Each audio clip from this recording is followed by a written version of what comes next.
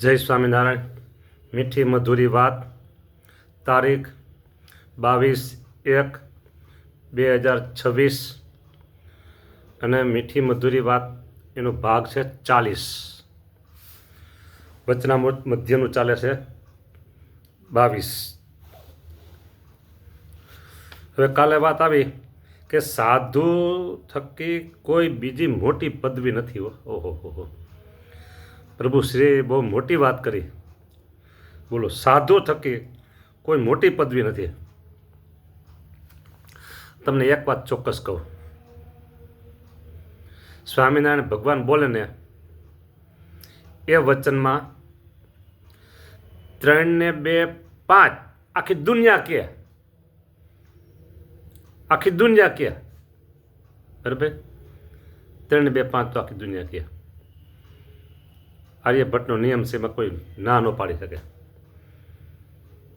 પણ 3 ને 2 7 આખી દુનિયામાં કોઈ હા ન પાડે.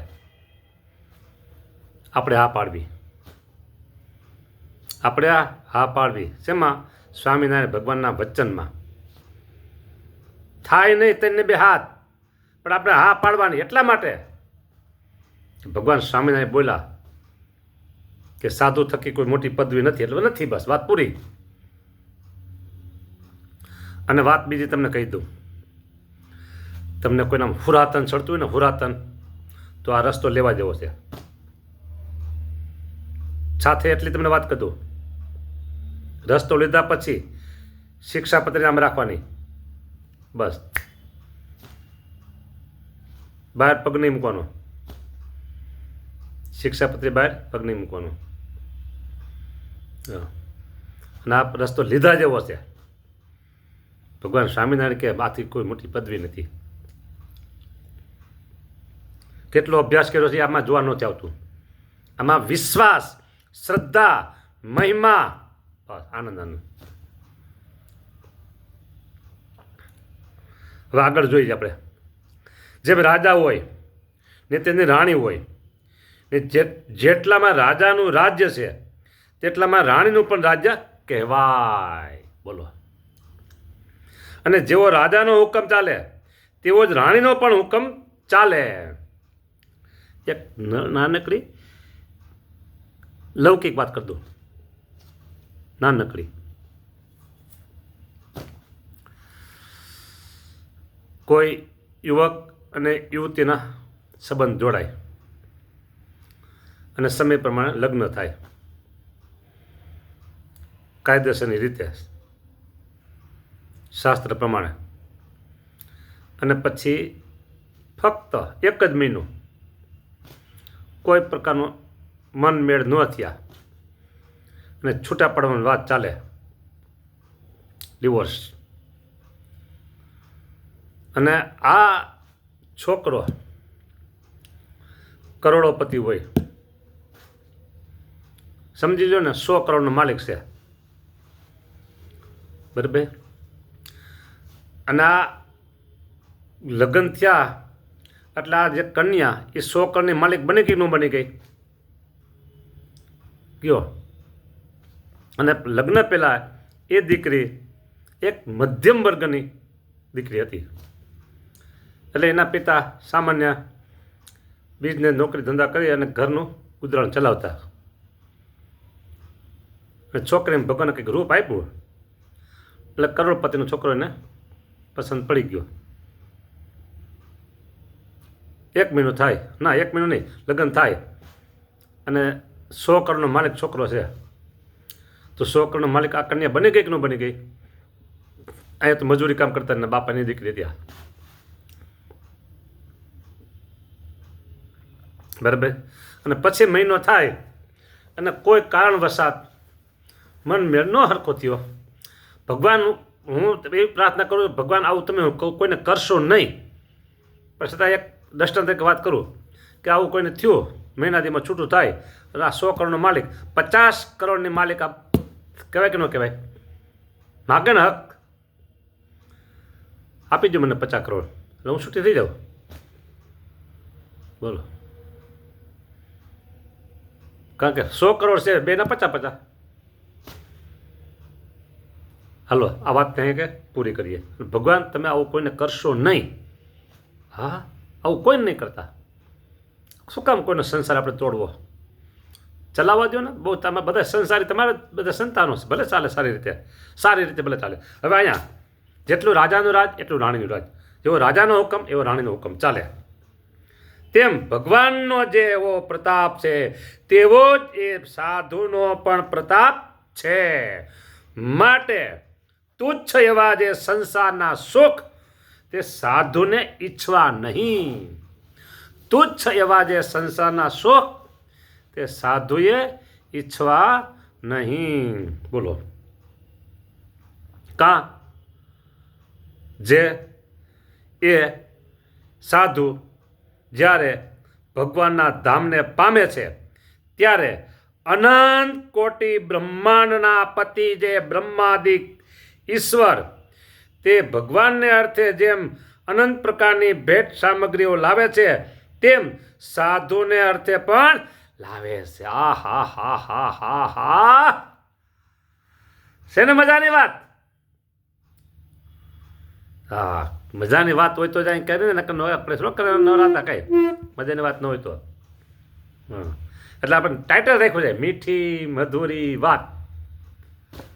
હા, ઘણા કે આને સેવ કરજો, શું કહેલું કે શું કરે સબસ્ક્રાઈબ કરજો, અને બીજું શું કહે બેલ વગાડજો, કંઈ કહે બધી કહે. આપણે કોઈને કહેવું નથી કે અમારો વિડીયો તમે સેવ કરજો, અમારો વિડીયો તમે ડાઉનલોડ કરજો, શું કહેવાય મને સબસ્ક્રાઈબ કરજો. હા, અને બીજું શું કંઈક કહે, બીજું કંઈક કહે, બીજાને મોકલજો. મારે કયું નથી કહેવું, તમે સામેથી મોકલશો અને સબસ્ક્રાઈબ જે કરે ને એ સામેથી તમે કરશો. મારે કહેવાની જરૂર નથી. હા બરાબર, કહો તમે કરો એમાં શું ભરે? તમને એમ લાગે ને આ કથા બહુ મસ્તીને છે તો કરજો. હવે અને ભગવાનને અર્થે જેમ અનંત પ્રકારની ભેટ સામગ્રીઓ લાવે છે તેમ સાધુને અર્થે પણ લાવે છે. અને ભગવાનને પ્રતાપે કરીને એ સાધુ અલૌકિક ઐશ્વર્ય સામર્થ્યને પામે છે. ઓહો હો હો હો હો, અલૌકિક ઐશ્વર્ય સામર્થ્ય પામે છો. એવો મોટો વિચાર અહીંયામાં રાખીને એક ભગવાન વિના બીજું કાંઈ મનમાં ઈચ્છવું નહીં નહીં નહીં નહીં નહીં. ભગવાન વિના બીજું નહીં નહીં નહીં નહીં. ભગવાન વિના ભગવાન વિના ભગવાન વિના બીજું નહીં નહીં નહીં. જેમ હાથમાં ચિંતામણીઓ, આહા, હાથમાં ચિંતામણી. બોલો ચિંતામણી સુંદર લાધી રે, રાંક થઈને સિદ્ધ ફરું. ચિંતામણી હાથમાં ચિંતામણી આવી ત્યારે તે ચિંતામણીને જતન કરીને રાખવી. કેમ છે? જો હાથમાં ચિંતામણી છે તો જે પદાર્થને ઈચ્છશે તે પદાર્થને આપશે. તેમ ભગવાનના ભક્તને ભગવાનની મૂર્તિરૂપી ચિંતામણી જાળી રાખવી, પણ તેને મૂકવી નહીં તો એને સર્વે વાતની સિદ્ધિ થશે. વાહ વાહ વાહ, તાળી વગાડો, તાળી વગાડો, તાળી વગાડો, તાળી વગાડો, તાળી વગાડો, તાળી વગાડો. સર્વે વાતની સિદ્ધિ થશે થશે ને થશે. આપણે ભગવાનની ચિંતામણી રાખી છે અને આપણે ભગવાન પાસે માગતા નથી, આપશે. કારણ કે સંકલ્પ એનો છે, મારો સંકલ્પ નથી. સંકલ્પ સ્વામિનારાયણ ભગવાનનો છે. મને તો એને મૂર્તિમાં રાખ્યો છે. હું તો આનંદ કિલોલ કરું છું, આનંદ કિલોલ કરું છું. અને અવરભાવમાં પછી મને કે આટલું કહે તો કરું. હા, બાકી હું તો મૂર્તિમાં પરભાવમાં છું. અવરભાવમાં એ કહે આટલું કહે એટલે કરું છું. સંકલ્પ સ્વામિનારાયણ ભગવાનનો છે, અનંત અનંત અનંત અનંત જીવોના આત્યંતિક કલ્યાણ કરવા માટેનો અને અનાદિ મુક્તની સ્થિતિ દેહ છતાં પ્રમાણવાનો સંકલ્પ સ્વામિનારાયણ ભગવાનનો છે. હા ઘડિયાળ જોઉં છું બરાબર. એટલે જુઓ ભગવાનના ભક્તને ભગવાનની મૂર્તિરૂપી ચિંતામણીને જાળી રાખવી, પણ તેને મૂકવી જ નહીં તો એને સર્વે વાતની સિદ્ધિ થશે. ઇતિ વચનામૃતમ ગઢડા મધ્ય પ્રકરણ 22મું જે તે થયું. સર્વે વાતની સિદ્ધિ થશે. ભગવાન સ્વામિનારાયણ સંકલ્પ એવો છે, એક વિશાળ જગ્યામાં, બહુ મોટી જગ્યામાં 1500થી 2000 બાળકો અભ્યાસ કરી શકે એવી હોસ્ટેલ, હાઈસ્કૂલ, ગુરુકુલ અને 3000 બાળકો અભ્યાસ કરી શકે, 3000, 3500, 4000 એવી મોટી વિશાળ સ્કૂલ. એક કેમ્પસ ભાઈઓનું, એક કેમ્પસ ભાઈઓનું ને એક કેમ્પસ બાલિકાઓનું અને બાળકોનું, બેને અલગ અલગ 2 કેમ્પસ અને 500 ગાયોની ગૌશાળા. 150 એકરમાં આ સંકલ્પ સાકારિત થવા જઈ રહ્યો છે. 150 એકરમાં. બરાબર. આ સંકલ્પ કોનો છે? ભગવાન સ્વામિનારાયણનો છે. હા, પણ મને યશ જશ અપાવે છે ભગવાન, એટલે આગળ મને રાખે છે, કરે છે સંકલ્પ એ. બરાબર. અને સર્વે વાતની સિદ્ધિ થશે. કેમ ન થાય? ઈશક હોય ને તો બધું થાય. સાચો ઈશક હોય.